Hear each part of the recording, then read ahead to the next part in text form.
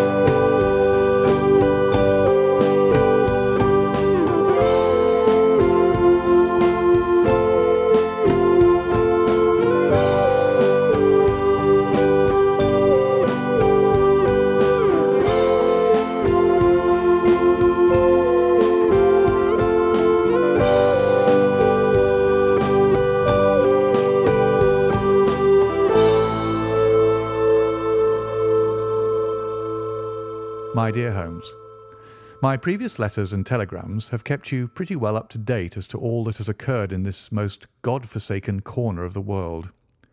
The longer one stays here, the more does the spirit of the moor sink into one's soul, its vastness and also its grim charm.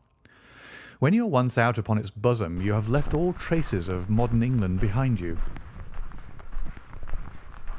So over the years, there have been countless TV and film adaptations of The Hound of the Baskervilles, and we're looking to find some of the different locations that were used for the filming.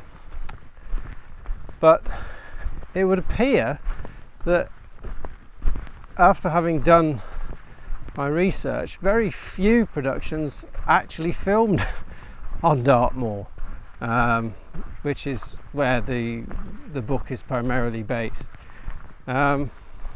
which is a little bit disappointing. But there is one location that a lot of the film versions have filmed at, and that is Hound Tor, which is where we're heading on this first leg of our journey. Despite the fact that Hound Tor wasn't directly featured in the novel, Holmesian experts feel that he definitely visited Hound Tor, and it provided somewhat of an inspiration, and there is a legend kind of associated with spectral hounds, etc., with Hound Tor itself, which we'll come to when we get there. Hiya.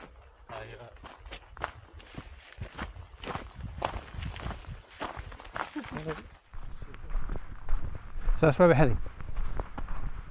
So we'll rejoin you in a bit.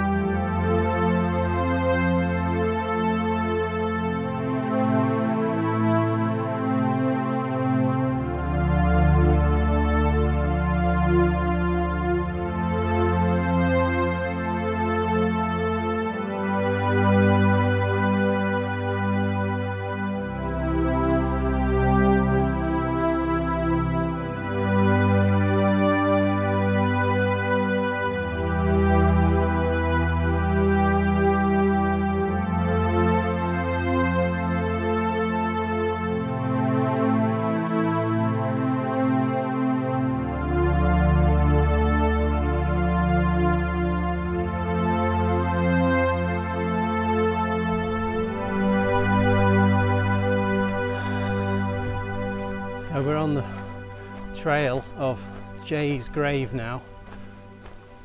Kitty Jay, a peasant girl from many moons ago who had fell for a member of the landed gentry and was dumped by him, and it broke her heart, and as a result of it she sadly took her own life. And as were the cultural religious trappings of that particular period, anybody who did so, commit suicide I mean, was not allowed to be buried within the parish boundaries, so was buried outside of the parish boundary at the edge, and at a crossroads as well, to make matters even worse, Robert Johnson style. So that's Jay's grave, but the real magic of the Jay's grave story is that at all times of year you can find fresh flowers on the grave, and nobody really knows who put the flowers there. So that's where we're heading.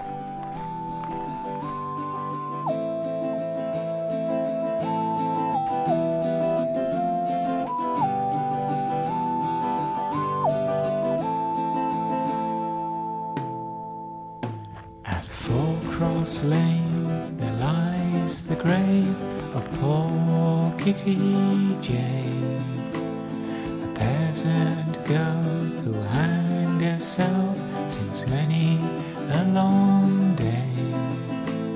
She gave her love to a wealthy man, but was Kitty who did fall. This led her to a lonely tomb, a blanket for a pall. There are always flowers on her grave, put there by an unknown hand. There are always flowers on her grave to help us understand.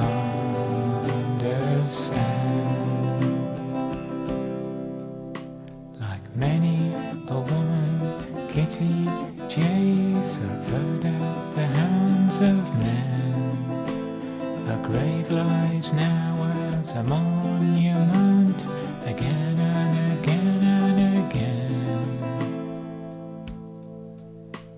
There are always flowers on her grave, put there by an unknown hand.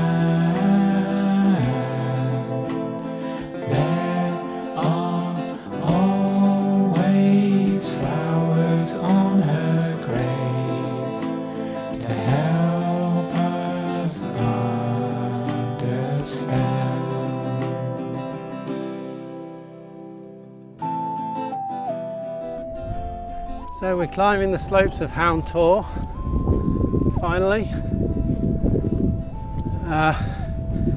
Hound Tor, of course, has its own set of legends, aside from its questionable associations with the Hound of the Baskervilles.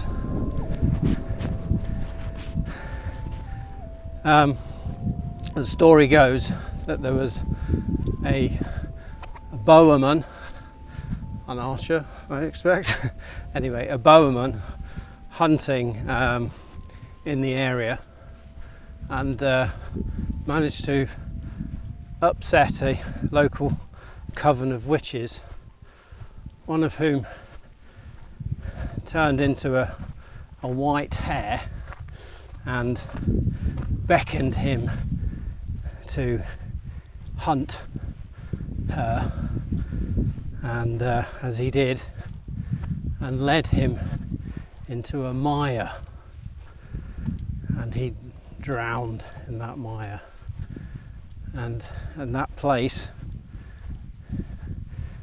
drowned and turned to stone, actually, because in that place now there's a place called Bowerman's Nose.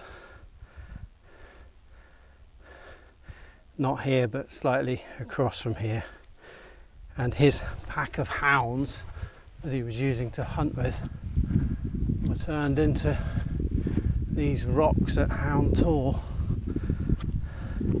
which is how they get their name. So it's suitably, the weather is suitably gothic for our arrival. There's hardly anybody about, which is unusual for this place, given the diabolical weather conditions. Last time I came here, the weather was lovely, clear as day. It is daytime now. I think it's about 2 o'clock or something. Doesn't look like 2 o'clock.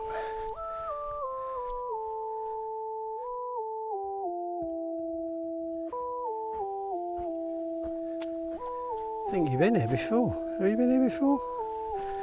Yes, I think you have.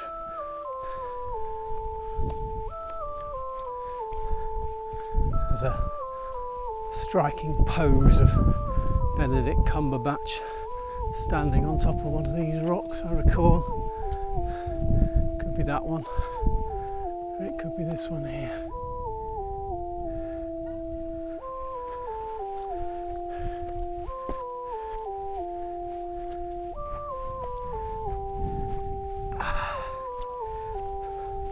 Maybe we'll stop and have a picnic somewhere here.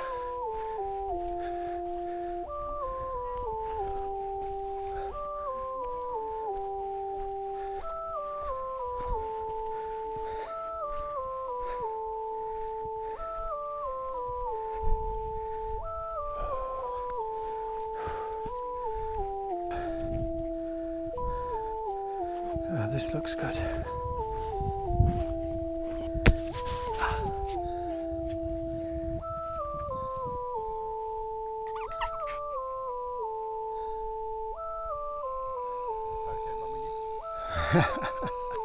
Go for it.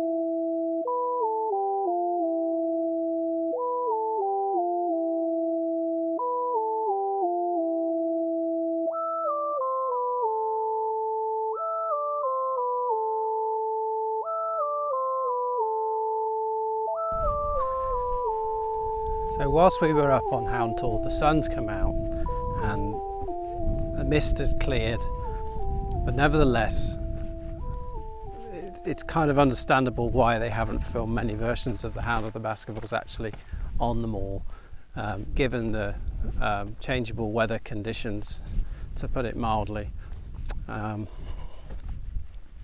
One of the best versions is the Granada TV version, for instance, with Jeremy Brett and Edward Hardwicke. That was filmed up in Yorkshire, I believe. The original Basil Rathbone, as atmospheric as it is, and it does appear to look like Dartmoor, was all done in a studio set primarily. Perhaps the odd stock shot of Dartmoor itself. So given the fact that very few versions have actually been filmed on Dartmoor, there aren't really many other film locations we can visit. So what we're going to do from this point forward on day 2 and day 3 of our journey is to actually try and find some of the locations from the book, fictional locations albeit. This is a popular thing throughout the world with fans of Sherlock Holmes, and they call it the game, actually, trying to find these different locations. So we will attempt to do that. Gumbo, what are you doing? Dirty. But before we visit the book locations, which of the versions of Hound of the Baskervilles are the best? Which is the definitive version? I don't think there is a definitive version. I don't think there's been one that's sort of perfected the book any more than I think there's been a film version of Dracula yet that has been perfect for the book. They all have different kind of good points. Some have a good cast, some have great production values, but they change the story, and you don't know why are you changing such a classic story? It's fine as it is. But they tend to do a lot of that with both Dracula and Hound of the Baskervilles.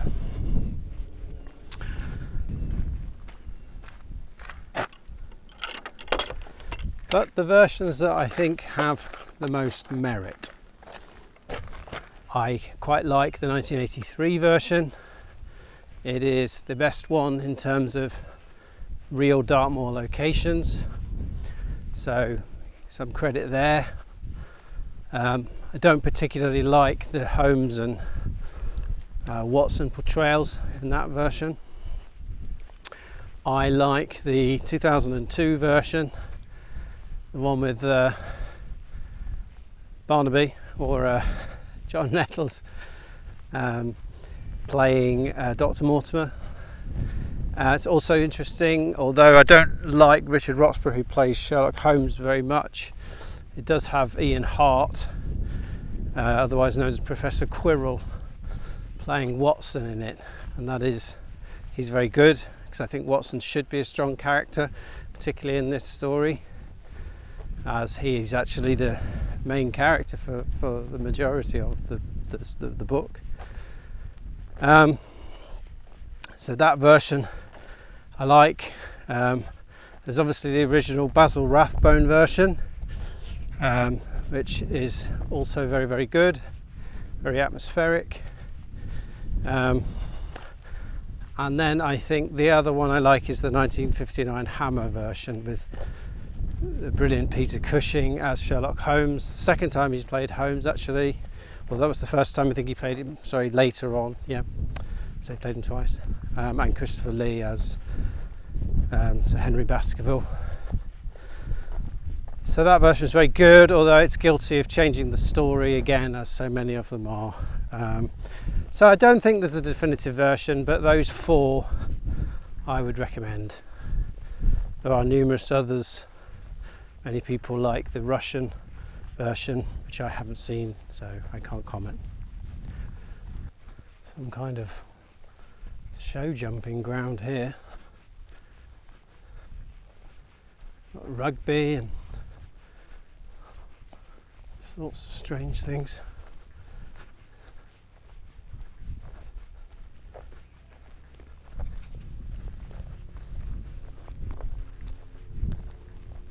So a little disappointing to not find many film locations on day 1. but hopefully on day 2 we'll find some of the locations from the book.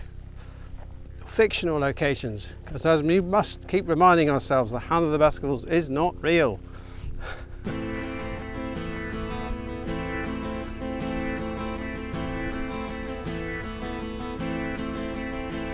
There's a hound upon the moor.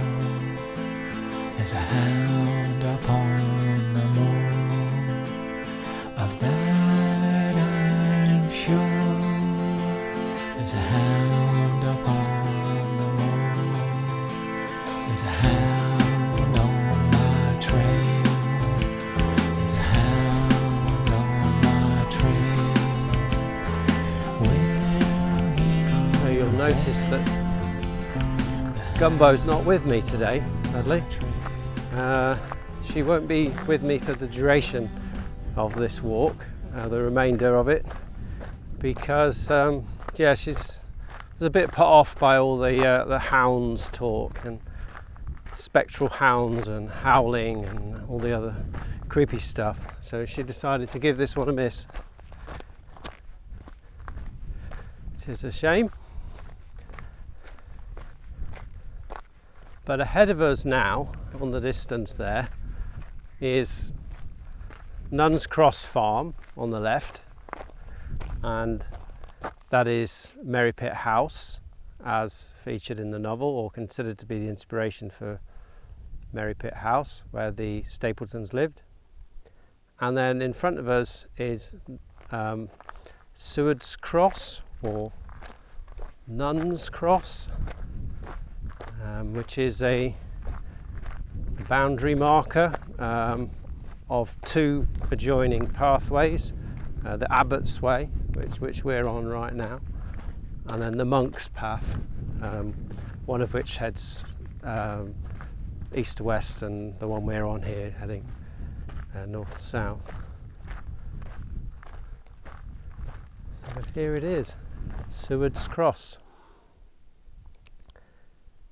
named probably after a Anglo-Saxon landowner by the name of Seward, or Nun's Cross if you prefer, because I think Nan was like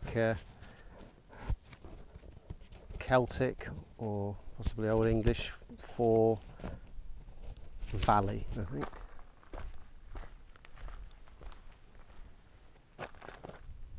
Another purpose of these stones was as a boundary marker to mark the edge of the parish boundary. This one would be the Buckland boundary, and there used to be a peculiar Dartmoor ritual called beating the bounds, where they would bring young boys out here and beat their head on the rock, so that they knew where they were, and then send them home with a penny and a bad head, presumably. Yeah.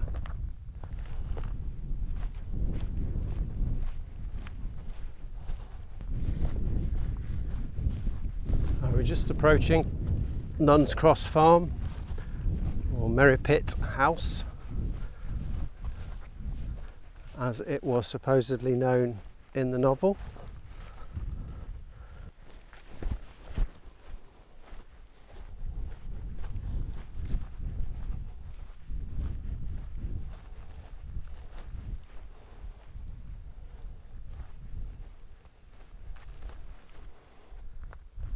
Well, there we have it. That is where Stapleton lived.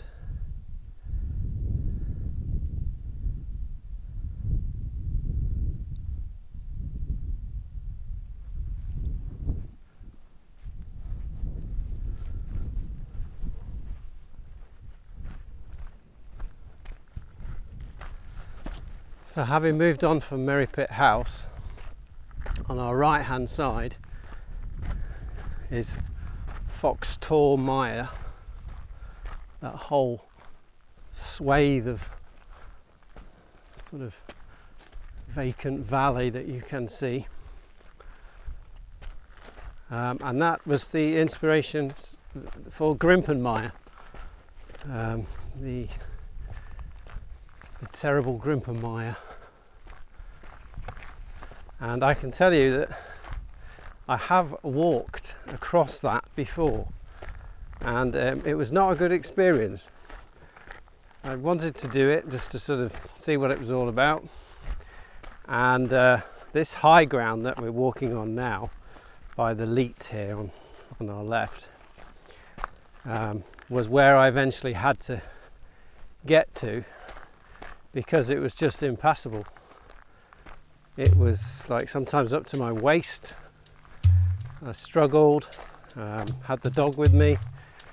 It was a bit of a challenge.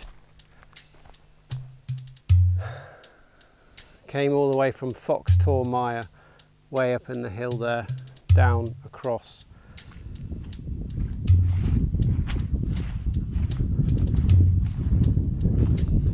Anyway, I think the legend goes that a traveller, explorer, walker such as myself, lost up here in the snow, I believe, the snowstorm, and his horse perished, and he dug him open, or cut him open, and spent the night inside of his horse, try and keep alive. I believe it was to no avail. There's supposed to have been a path that was marked on the footpath, like some kind of bridle path, but I couldn't see it. It came and it went, but there's the odd cairn. I mean, it was in the winter, so maybe it won't be so bad now, but I won't be doing it again. So whilst we are visiting the Sherlock Holmes Hound of the Baskervilles sites today, I'm only going to point at that one. I'm not actually going to go through it, because I've already done it and it's not fun.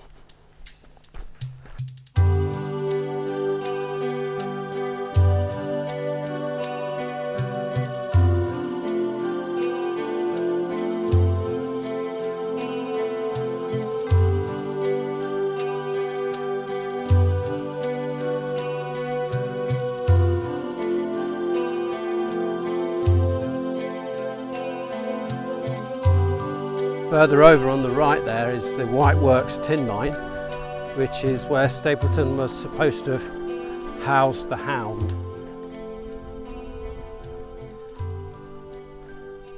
So Dartmoor is often referred to as the land of streams, and there is a great deal of water. It's pretty dry at the moment, but nevertheless there's still plenty of water about. And some of the streams are called leats. We're walking by a leat here, and they were created in the mid 17th century, not only as a water supply for Plymouth, but also to feed the mills and the mines at that time, and they run all over Dartmoor. And the story goes with Sir Francis Drake. He is considered to be the sort of mastermind behind these leats.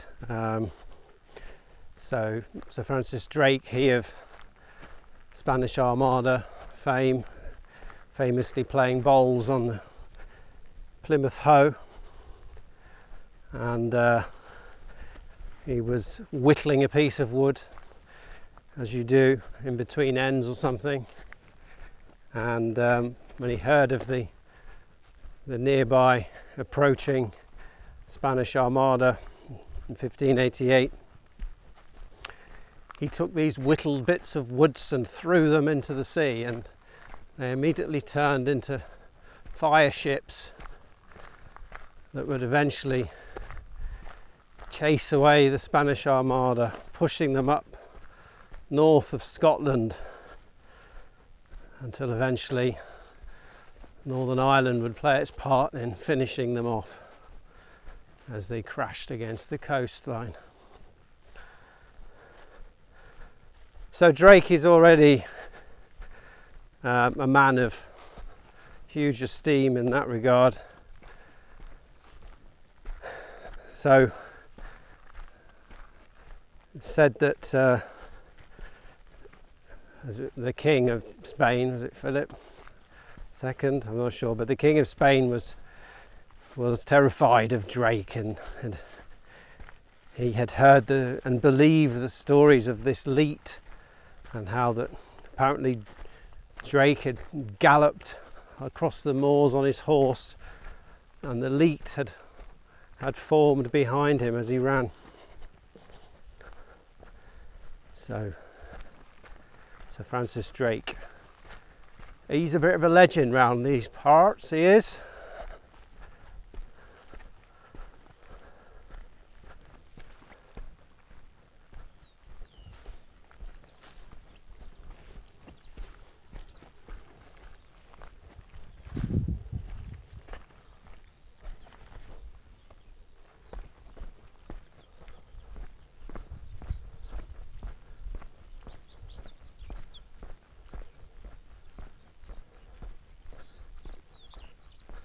Just down here we're going to be going by the White Works tin mine, which, as I say, was where the Hound was hidden or held captive before various killing duties assumed. Ah, yes, this looks very familiar. If they didn't actually film here, they certainly made it look like this.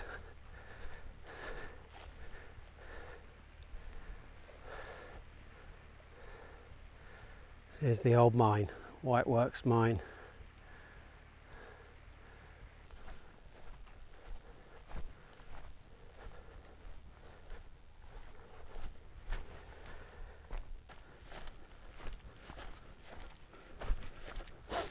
So we've just got lost somewhat, been led astray by Dartmoor pixies, or possibly hinky punks, who hinky punks were like these ancient guides to Dartmoor that apparently had one arm and one leg. I can't imagine how useful they were, and they would lead you astray. And they certainly led me astray there. One thing I've learned about walking on Dartmoor is if you think you can walk a shorter cut in a straight line, don't. Just don't attempt it. I made the mistake there thinking, oh, I'll cut straight up across the top of this hill over to the other side, and of course realised that I was on the wrong side of the leet, and now I can't cross it.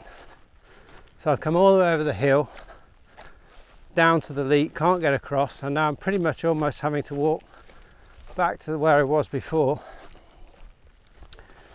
to the FB on the OS map, which stands for footbridge. And that's the only way across if you want to take your shoes and socks off. And it's quite deep, so I'm not doing that. So yeah, hinky punks, pixies, they all live down here. Anyway, can't really say you've experienced Dartmoor until you've been pixie led. Right, so we're just coming into Princetown, and we can see the prison.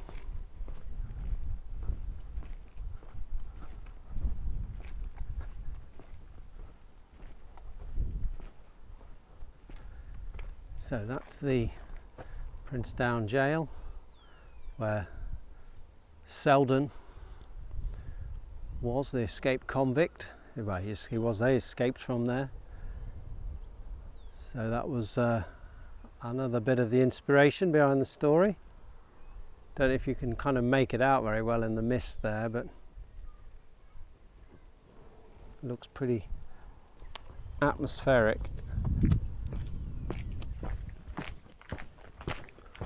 The Notting Hill murderer, Selden, as he was known.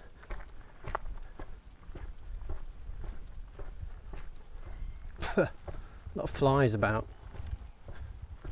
So we know that in 1901, summer of 1901, Sir Arthur Conan Doyle visited the area of Dartmoor, and he stayed in Princetown for a number of nights with his friend Fletcher Robinson, who was showing him a great deal of the sights, some of which we've already seen, some of which we'll see tomorrow. And the building that's about to appear in front of us, the Grand Duchy Hotel, is where they stayed, and that is the building. Now it is now the National Park Visitor Centre, but back in 1901 it was a hotel, and although it's closed now, it's late on a Sunday evening. Inside they do have a wax figure of Sherlock and the Hound.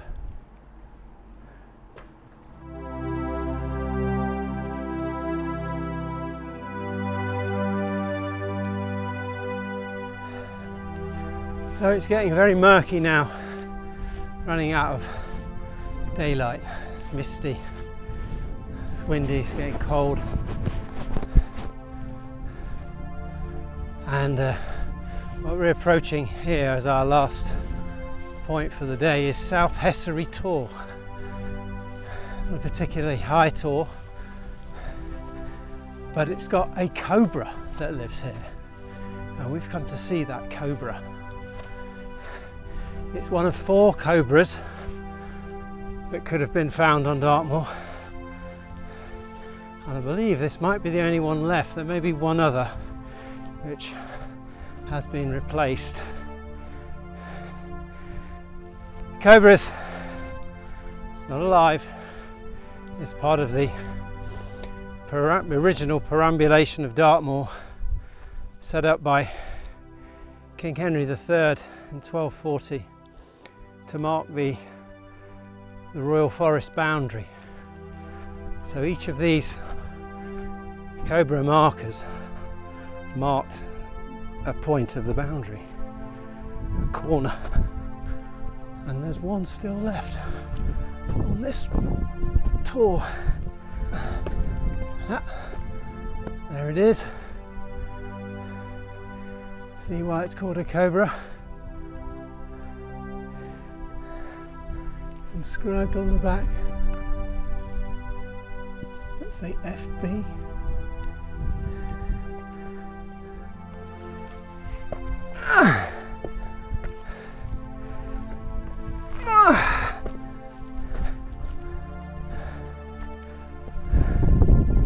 There she is, and you can see it from some distance away actually.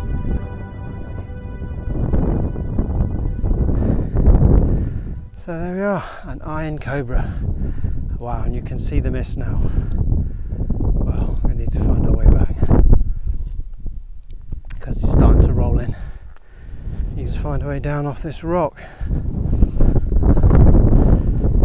It must be a wild place. Yes, the setting is a worthy one. If the devil did desire to have a hand in the affairs of men, then you are yourself inclining to the supernatural explanation. The devil's agents may be of flesh and blood, may they not? So we're here on day 3 at the Warren House Inn, waiting for the bus to take us to Postbridge, and then we'll walk back across the moors. It's a lovely day. The Warren House Inn is a place that's full of legends in itself.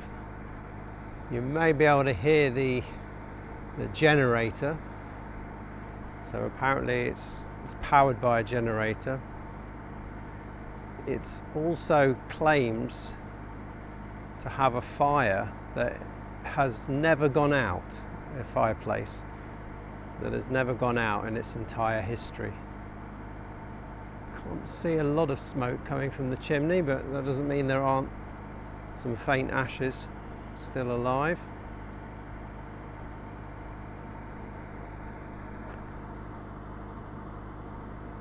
Another legend of this place, back in the early 19th century, there was a traveller on a stormy night who came here for shelter and said, like a room for the night. So the landlord showed him up to the room, got comfortable in the room until he discovered a coffin in the room, and he opened the coffin and there was a dead body in there, salted dead body.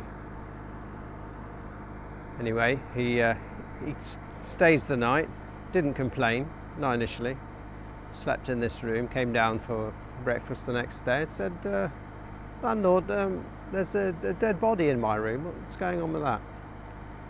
And he said, oh, that's my father. We're waiting to take him to Lidford Parish Church until the storm has passed,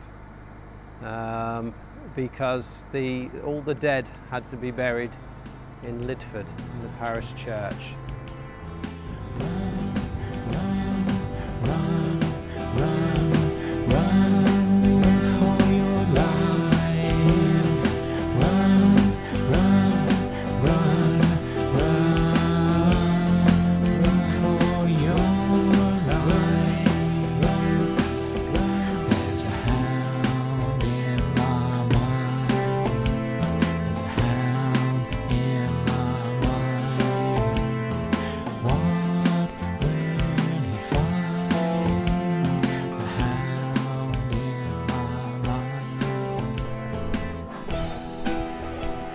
So we got off the bus, we're in Postbridge. Not quite sure you can call it a village. Not got many dwellings.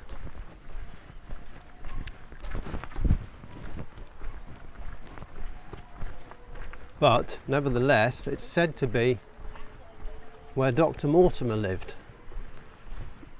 the fictional village of Grimpen. Some others claim it to be Widdicombe, but certainly its location is suitably poised for the story as Grimpen, Postbridge, and it's got its famous 12th century clapper bridge, which we're not going this way, but we're just we'll come and have a little look at it. Look at that. Amazing.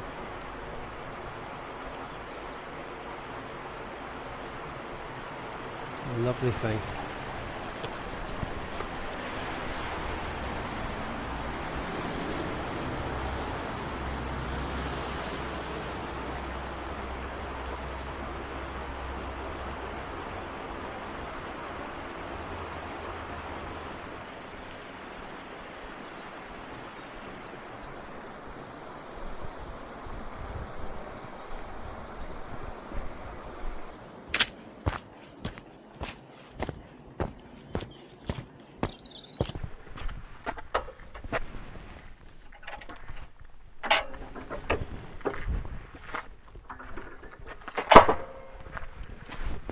There is a really nice visitor centre back in Postbridge, which I would recommend if you're visiting the area.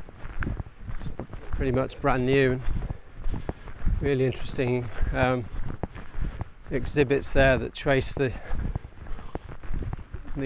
particularly the archaeology of the area from like the Mesolithic through the Neolithic,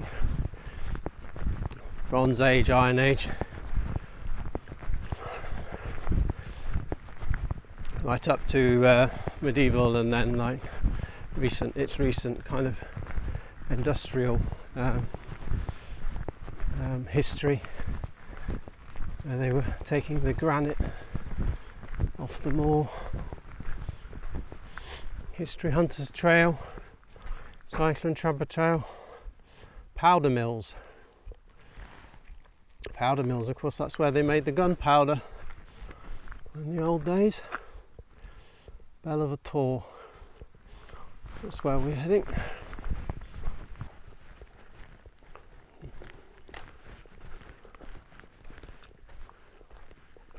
I've just taken a slight detour here through the wood because I saw something on the map called KRAPS Ring. I thought I'm going to have a look at what that's all about. So I'm standing in the middle of a mini stone circle,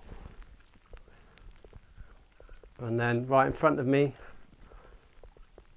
is some kind of mound, which could be some sort of tomb covered in flowers, a la Lord of the Rings.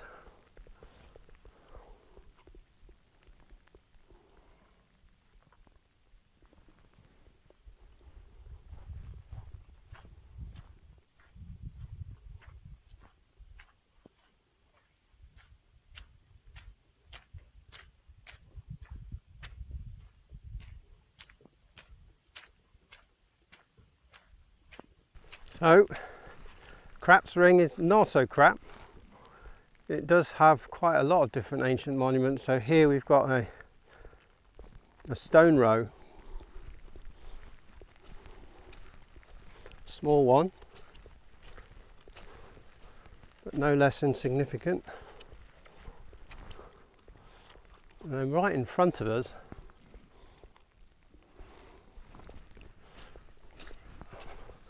sort of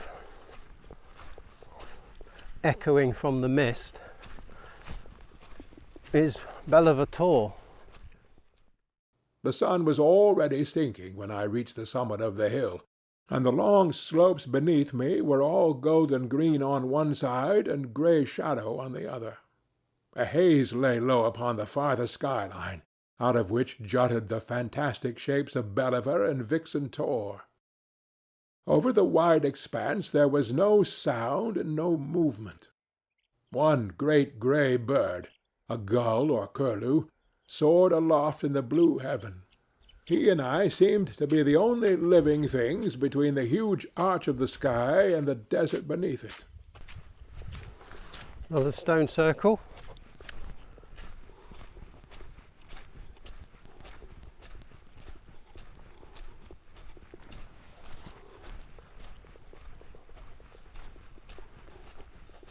Ah,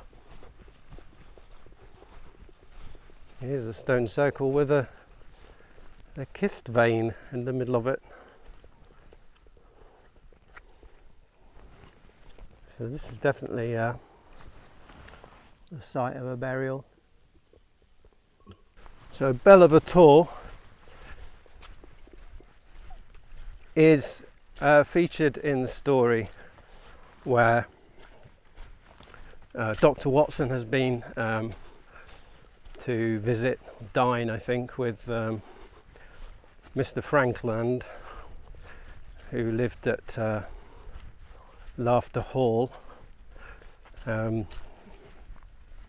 Frankland, who was this very strange character, who really odd, you know, like quite a contemporary character in a way.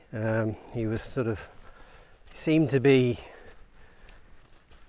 half of him like wanting to give the land to the people, and so they had access to the land, and then the other half of him like taking it away from them. So yeah, he's quite a contemporary figure in that regard, because there's no doubt quite a lot of that going on with the landed gentry today, claiming to give us access to land in some ways but taking it away in others, which is very key issue in Right to Roam, of course. And I feel like Mr. Frankland, yeah, perhaps further investigation as a character in that story.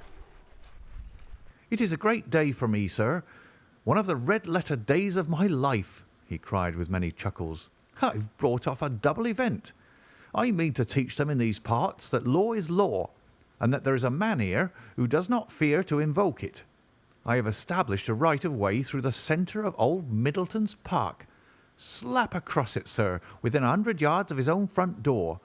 What do you think of that? We'll teach these magnates that they cannot ride roughshod over the rights of the commoners, confound them. And I've closed the wood where the Fernworthy folk used to picnic. These infernal people seem to think that there are no rights of property, and that they can swarm where they like with their papers and their bottles. Both cases decided, Dr. Watson, and both in my favour." So he leaves Mr. Franklin's dwelling, which Laughter Hall, and we might hopefully see some more of that later as to where that was, and goes seeking this mysterious figure that has been seen around, and he sees this figure, I think somewhere in the vicinity of BELLEVER Tor.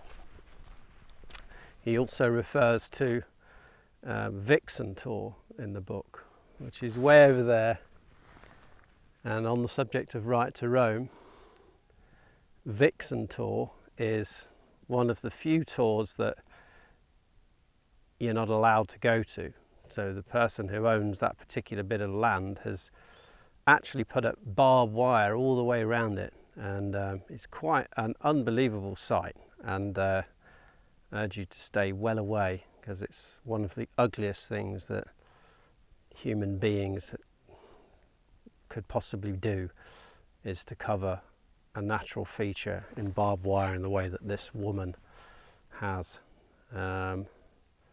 So yes, stay away. But Vixen Tor, prior to I think 2003, something like that, you were able to go, and it was a really interesting tour to visit and climb, and unfortunately, so people say that during lockdown and things like that, you know, Dartmoor has been abused, and they're looking to take away all these rights now. I don't know if that's true or not, but hopefully people have the sense to leave the place as they find it, but perhaps some do not. So let's hope that the few don't spoil it for the many.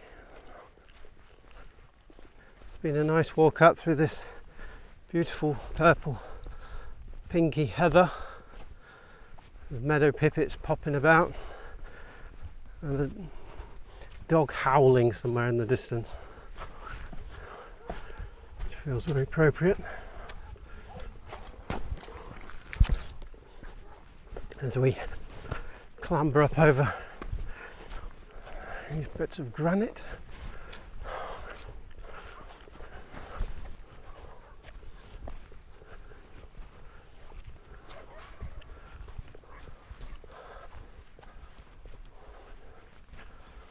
It certainly looks a lot more dramatic in this kind of bleak atmosphere.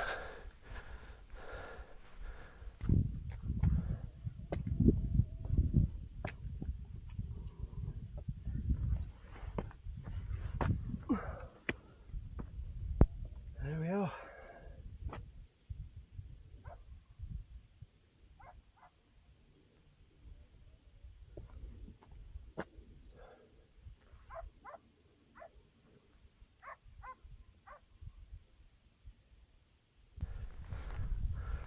On a good day, BELLEVER Tor sits at the centre of a basin where you can see for miles and miles all around you a giant sort of circular plain. What a place. We've got it all to ourselves.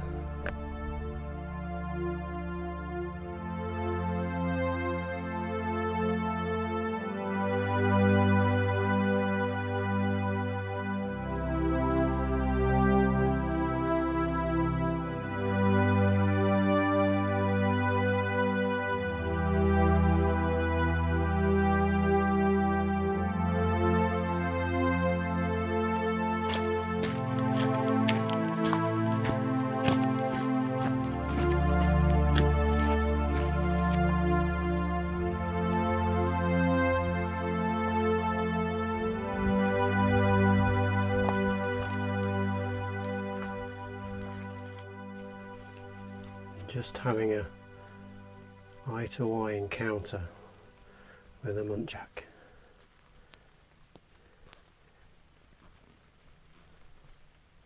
Now I know muntjacs are an invasive species, but they're a fascinating story of survival, and they just pop up in the unlikeliest of places. They never cease to surprise me.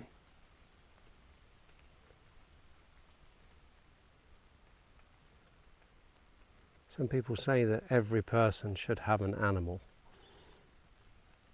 and that it's good in your family to pick one animal and learn about that animal. You know, it's where it lives, its habitat, what it eats, is it endangered, etc. And if everybody does that, devotes themselves to sort of one creature, then the world would be a better place. Well, I chose a muntjac in our family, which is somewhat controversial given it's invasive, but nevertheless I find them quite fascinating, and it's no good ignoring invasive species. We have to learn about them as well in order to protect the native species.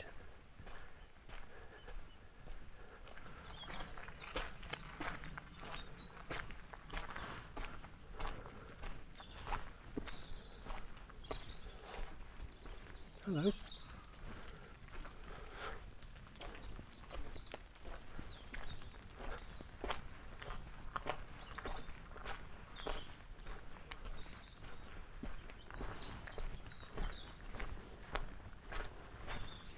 There's another one up there. So we're just passing by now Laughter Hall, or where Laughter Hall, Mr. Franklin's estate was meant to be in the book. Laughter Hole is what Laughter Hole Farm is what it's called now.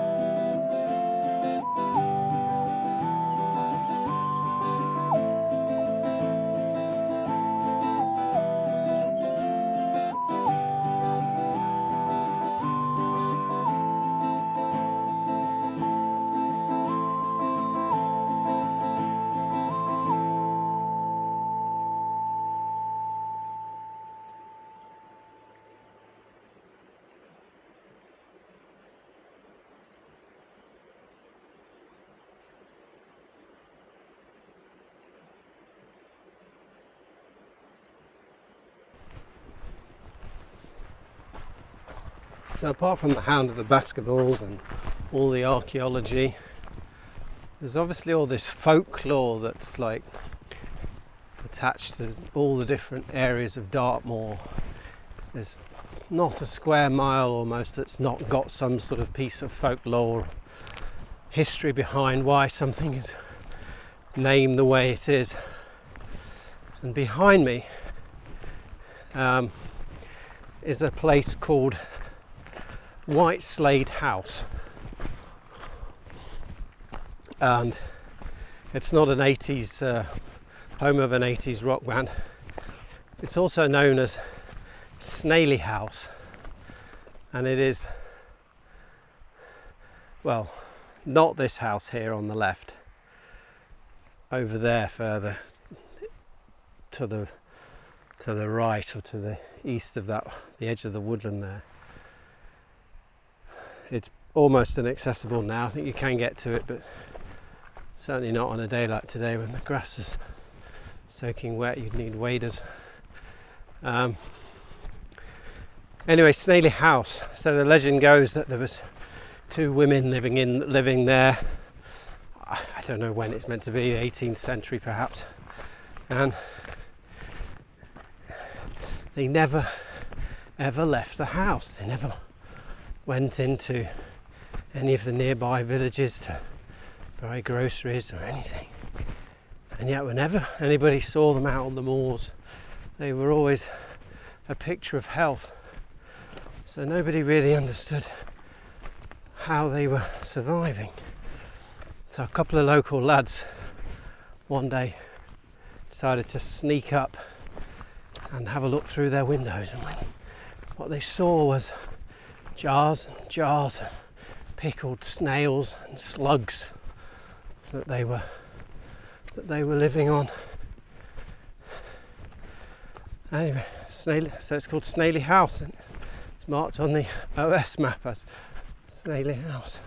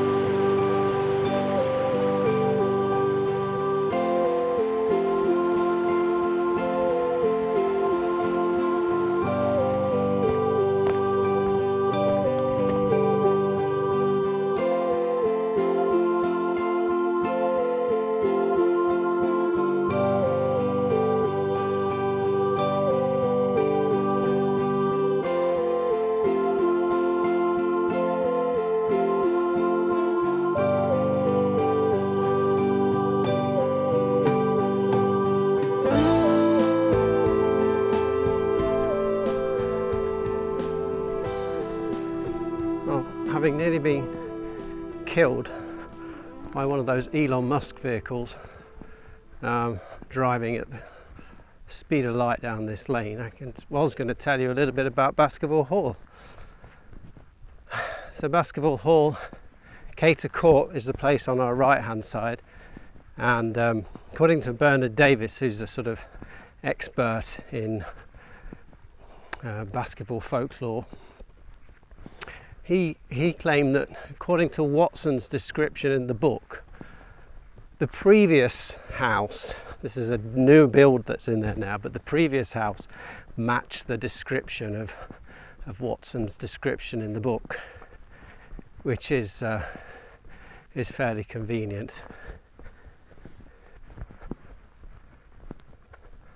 Here we are, look, CATOR Court. We're not going to go and see it because the house that's there is not the actual one, so there's not much point. But other houses, other ones that have been suggested, the Bovey Castle Hotel, which was actually used in the 1931 film with Robert Rendell, I think. In fact, that film, a little bit of film knowledge, that film was thought to be lost for forever, well, with the sound anyway. They thought they just had the silent print of it, but then recently they discovered the sound print, so you can actually get hold of that 1931 version.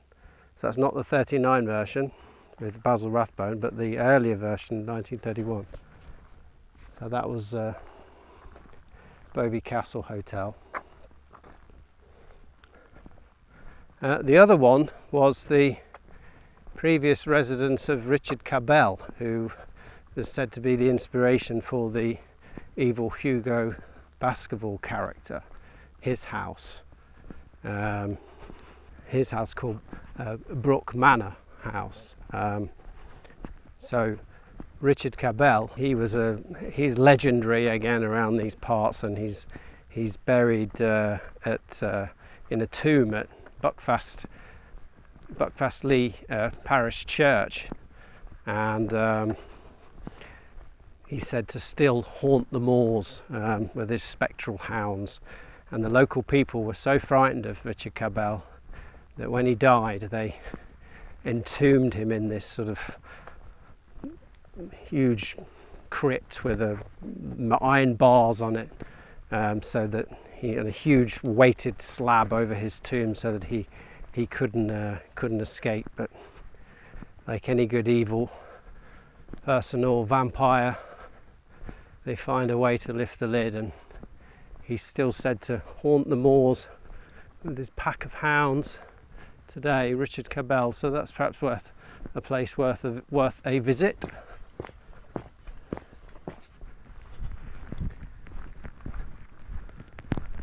Shortly we'll be reaching the ancient site of GRIMSPOUND. It's a Bronze Age, or late Bronze Age settlement, and GRIMSPOUND is supposedly where Sherlock Holmes hid on the moors, waiting to put in his appearance. And also it's the name that Conan Doyle took inspiration from for the Grimpenmire and the village of Grimpen.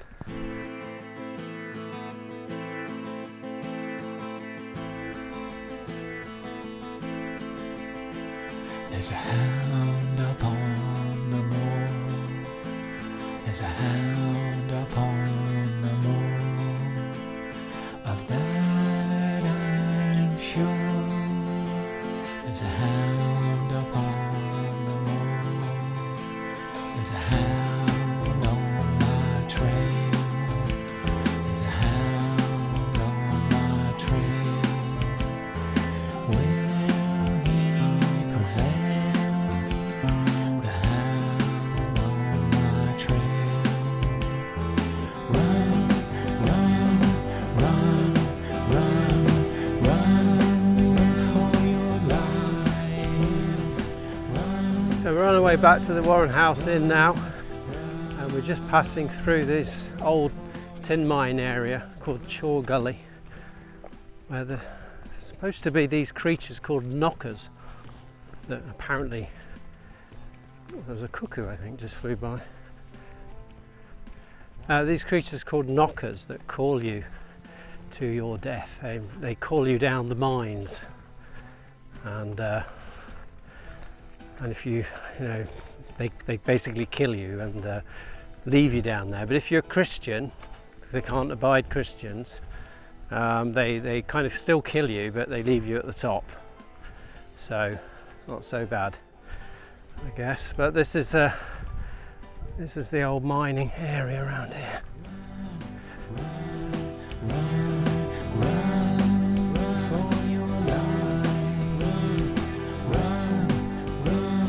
That about covers our adventure in Dartmoor, looking for the Hound of the Baskervilles, following the footsteps of Sherlock, Dr. Watson and Conan Doyle himself.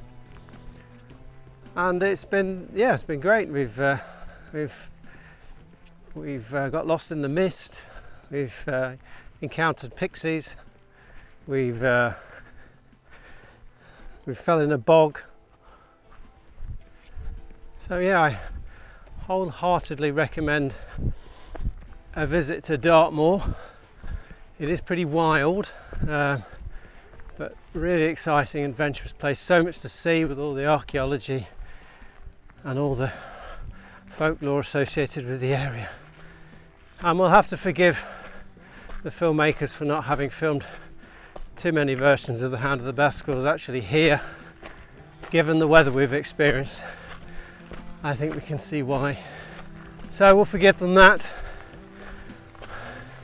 I will go home now, put my feet up and enjoy the 1959 version with Peter Cushing and Christopher Lee pretending to run around the moors, even if they were actually in Bray Studios somewhere. We'll see you next time.